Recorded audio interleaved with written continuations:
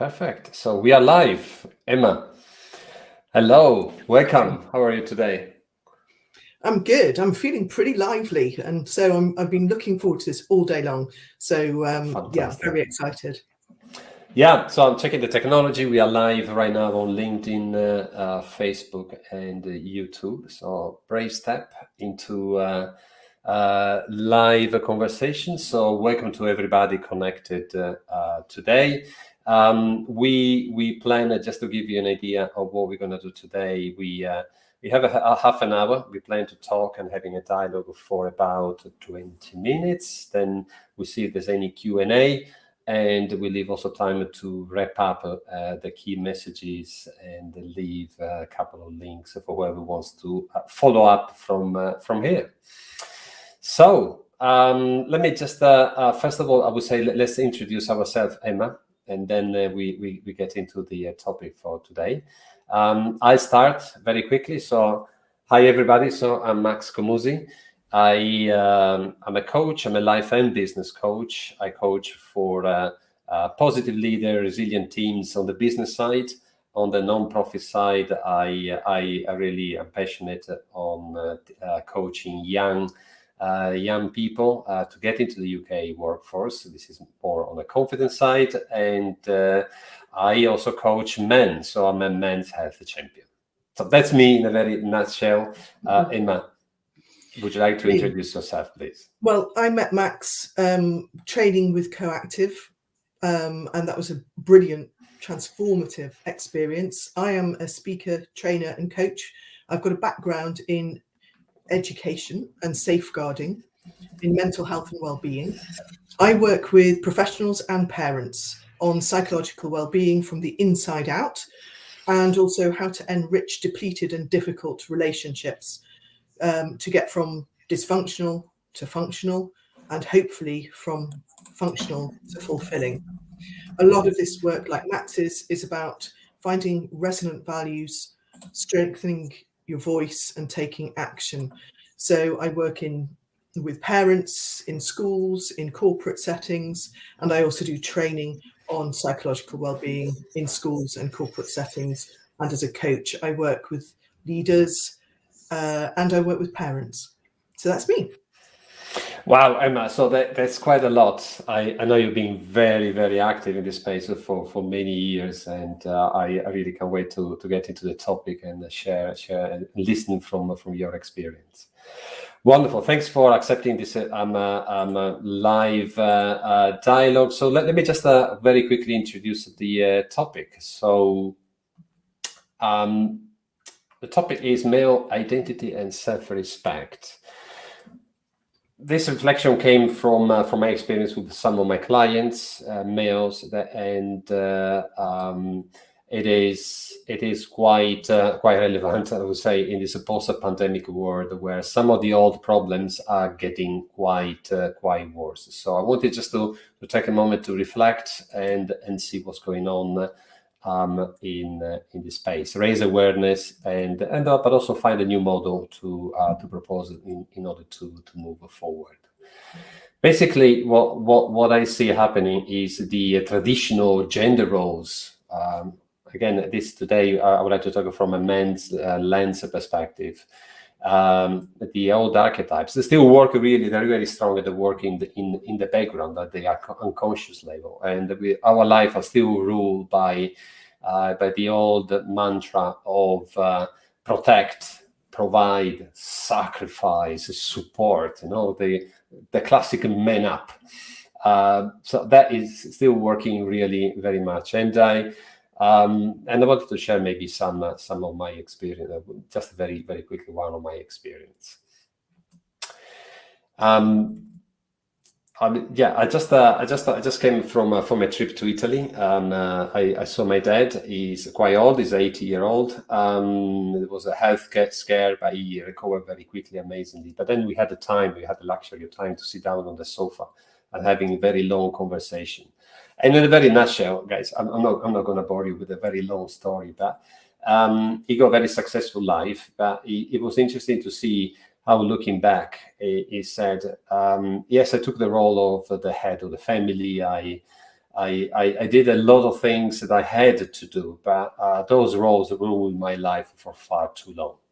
So there was a bit of sadness and lost opportunities after the family was all the work was done, and he was probably ready for a bit of a more self-realization. He missed that boat.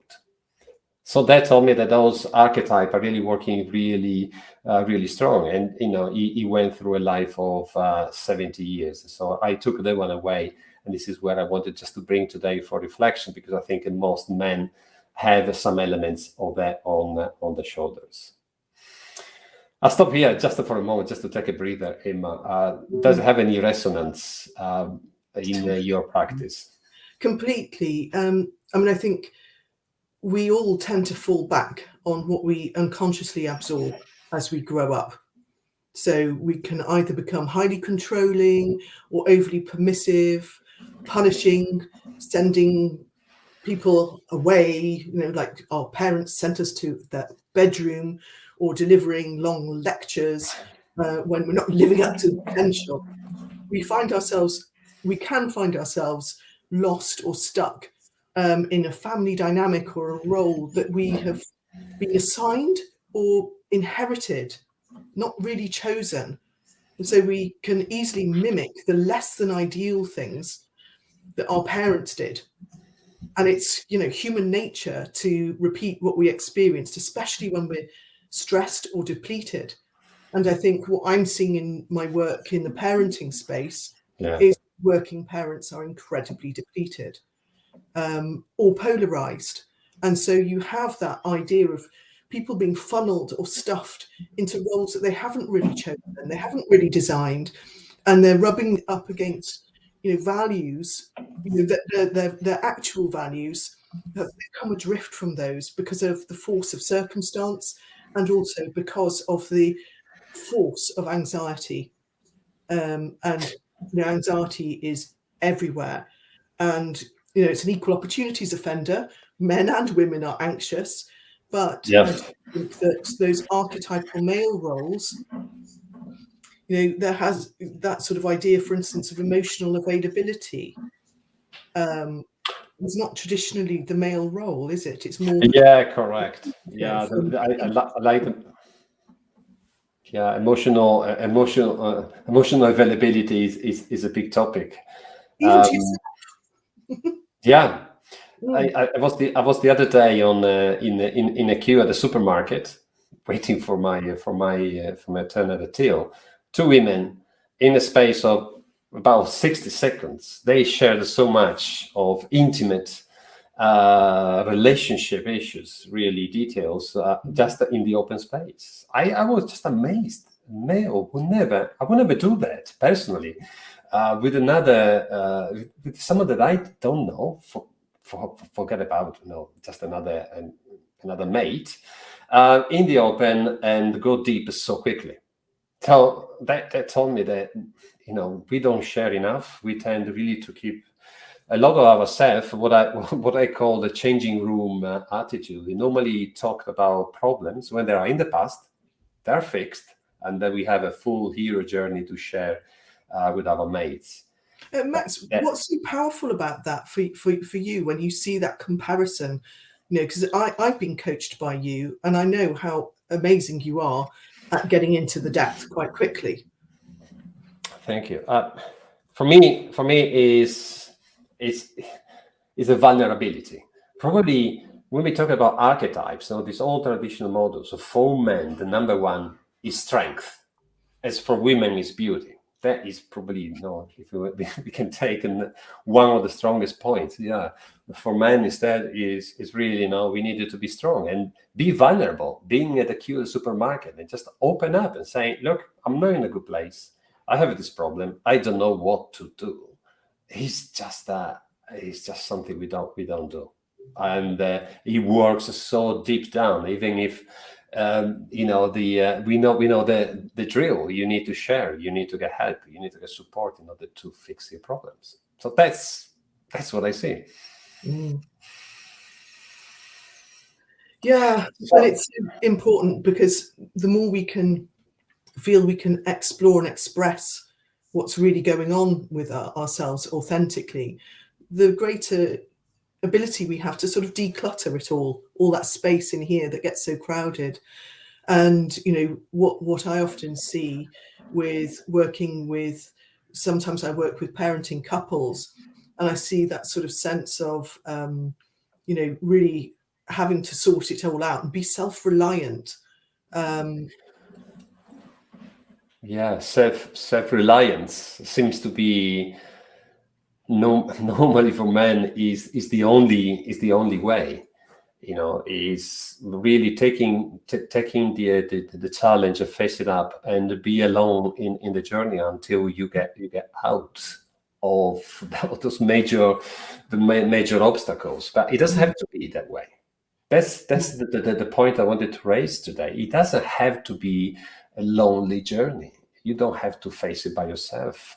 Actually, finding that place where you're vulnerable and you're showing your vulnerability to others, easy to say, hard to do it, but that's the real platform in order to get to the next level, vulnerability. And what do you see out there, particularly in your work? What do you feel has changed during the pandemic? Because we started working in this more vulnerable space back in sort of 2018. I mean, in reality, we've been doing coaching, but when we actually started really being professionally trained and professionally active, what are the changes that you're seeing in your work? I see mainly all the problems now taken to a different level. So the stress and the isolation, particularly the isolation of the pandemic, compounded the all problems. Again, my experience, my lens, what I see are fathers, for instance, rejected and ashamed from divorce situations. So they get a further distance from the things they love, from family, or from a very practical things like assets, financially ruined, and they get really deeper and deeper into this pool of shame, and they will never complain collectively. That's the other. It's kind of ironic. They go deeper and deeper into a hole, and the only fact of considering to open up and sharing with other people is considered a step too far. So they endure, they get down in the streets, they get financially ruined, ashamed, and still not opening up. So that's what I see in my practice. What about you, Emma? It breaks my heart what you've just so richly outlined there. But it's something I think that's actually all too common. 1 in 2 children born today, by the time they're 15, they can expect their parenting couple to have separated. And there's other data that talks about, often within a year, there's a quite high proportion of fathers who then are disconnected from their children and that part of their life.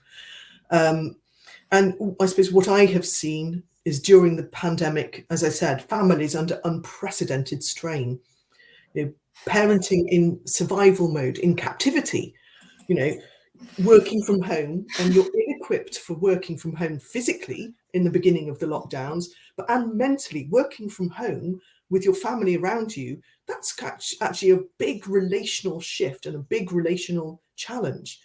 I used to work from home, and I love my family. I love my husband. I love my daughter really dearly. But I used to love it when they left and I had the place to myself to work in deep focus. So there's been a whole lot of change of dynamics, relational challenges, role stretch as well. Not only are you working, your kids' PA, you're sorting out the catering, the cleaning, all the childcare support just collapsed. And so you get this, again, this polarization of roles. Who earns the most tends to be, and who earns the least, and who takes up the slack of the domestic load. So again, that polarization. What I'm also seeing in the educational safeguarding space is huge spikes in anxiety in children and teenagers, huge. And therefore, behaviorally, what we feel, we unprocessed, we push out into the world. And these children and teenagers, they have also been growing in captivity. And now that, so boundaries in the home have been flexed. So sometimes one parent decides to take the line of least resistance and be nurturing and not hold to boundaries, flex those boundaries and flex those boundaries. And the other one almost, becomes more authoritarian because of that. And so you have sort of a split in the family of proximity and distance.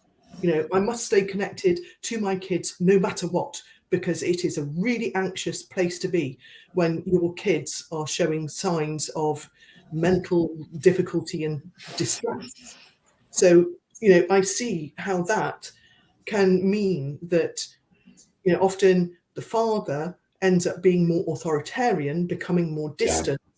And because of the pushback there from, the teen, because obviously that energy provides a distraction from the sadness or the more difficult feeling that actually lies beneath. So the father can tend to be more absorbed in their work and stay distant because, as you mentioned, they feel rejected. It's just... It gets worse and worse. It's just, at the moment you actually get together and renegotiate the boundaries, review them constantly. I think it's a constant work of reviewing those roles. It's not just one check-in every 6 months and then we change our job description. It doesn't work like that. It's the really frequent check-ins, open dialogues, rather than going everybody in their corners and playing survival. There's a lot of reparation that is needed. And as you say, check-ins with each other as a parenting couple, so that, at the beginning of the pandemic, do you know what? I was so full of hope and optimism. I remember, wow, my husband is now at home a lot more.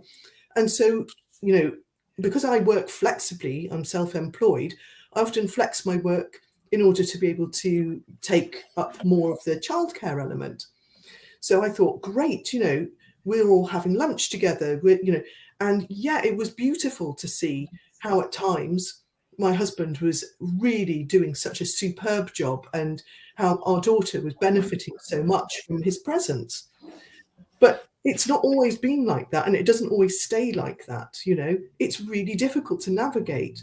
And that sort of sense of actually, instead of living by default, trying to make sure, as those roles are pushed and pulled in different directions, is it an economic threat that means, one parent has to dive into uber work mode? Then how are we going to actually navigate staying, both of us being equally well connected with our kids? That is the massive challenge. And also, how are we going to stay connected as a couple and revisiting our shared values? Parenting anyway is like hitting a moving target. Suddenly they get to 11, 12 puberty teen zone and all bets are off. You've got to be renegotiating and renegotiating. Yeah, I have this conversation in my practice as well, and it gets really complicated. Sometimes too complicated. You start laying down, as you did, the whole environment, and there's so many things you needed to keep control. So what has changed in my approach really recently in coaching? But actually, it's not just on coaching. So I got friends and people around me. It's not that my practice is separate from my life in terms of attitude. Is to take charge. I really tell men, because this is where my strongest line of communication is to really step up in recognizing their values. The real core values. Start from there. Forget about the rest of the environment as a first step. Reconnect to yourself. Yeah. I'm pretty sure that being the bad cop all the time is not part of your values. I'm pretty sure that it's not. It's not. Yeah. Nobody wants to do that for too long. So it's about those boundaries that we mentioned. Recognize those values, ability to say yes and no to things as a first step. Yeah. And then when we have that conversation, then you will get into the territory of recognizing shared values with your partners, with your friends, the values with your kids, your extended family, colleagues, and etc. And then one step at a time, you will get that. Do not really negotiate. Do not trade your values just because the stress of the situation. Absolutely. Absolutely. I mean, I think, it's really important that when you find yourself trapped in those dynamics, that you recognize that you need to stock up your inner resources. You need to look at who you really are and who you really want to be, how you want to be showing up. And so that takes a little bit of a cheetah pause to stop and reflect. And then, there are ways in which you can do that in micro moments. In all your, good relationships are based on good interactions. And when you feel yourself going down that route that's disconnected from your values, when those sort of old archetypal behaviors are surfacing, it's important to stop, slow down, and, for instance, give yourself a verbal or tactile reminder. So, for instance, whatever your core value really is, or one or two or three core values, or to recognize what you don't want and just sort of go, fear talking, shame talking. When you realize you're about to, when we're triggered, we're about to launch into being our worst parent, right? And then grounding yourself. There are certainly things that you can do to break the dance that you're locked in. I think relationships can be like, the Macarena, the first few bars, and you're all doing the moves, right? What you need to do is stop and change the record and be able to do that more often. That, if I can summarize, that was beautifully said, Emma. If I can bottom line it, is self-awareness is great, and I think is the starting point for realizing, what we want to be and what we want to stop. But then I think all this behavior and actually getting to the point of self respect is a learned behavior. You needed to apply, you needed to intercept those behavior as and when they happen. That is the hard work. This is what you need to do every day. When you feel that surge, when you get into the zone that you don't want to be there, you have to intercept it and do something. Stop, slowing down, take no action actually is the easiest thing to do. Then you can introduce a new behavior, but I agree with you, slow down is absolutely key. Yeah. So how can you go the long term? How can you make it sustainable? This change and move and shift away from archetypes to your core values. It is the discipline, really, of staying present to yourself. And, you've touched on it a few times. Obviously, for instance, working with structured support like a coach or a therapist can really, really help. Just that discipline of, coming to presence and coming into relationship with yourself. But that kind of thing of set your values, think about, what are the emotions that I want to feel more of in my life, and what are the tangible, observable behaviors that I can take? Because what we need to do is move from analysis and rumination into action. And it's the action, the taking action, which is what binds anxiety, and lessens it. It's making those small incremental steps. So for example, sometimes with some of my clients, I get them to use a calendar and put on red dots, amber dots, green dots to take a look at, the days where they either did it, they did the default, or but most particularly looking for where they resisted it or they dialed it down. Being able to notice the small stuff, the small steps, and also go about this with self-compassion. This is so important. We are generally more compassionate to others than we are to ourselves. Yes, and definitely. Those shame-laden scripts that you tell yourself, change those. I love your call to action. I think this has a big appeal, really big appeal to men. Because this is a masculine energy, sometimes taking risks and getting into action. This is where our biology, so sometimes really helps us. And this would encourage everybody. Writing down and verbalizing your values and your intentions are the first step. This is it's very important. And then have a plan. It doesn't have to be perfect. Actually, it can be quite bad.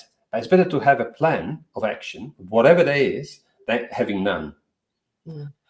You want to change a role, you want to have that conversation, you want to start changing things that are in your life, write it down in order to help that movement towards action.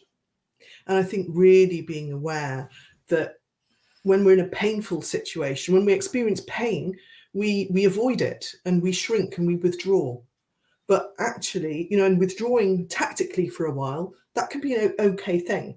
But to stay withdrawn, to stay emotionally withdrawn, to stay disengaged is going to do you no good, not in the workplace and not in the family either, and not within yourself. Yeah. So it is important to recognize when you feel like shrinking.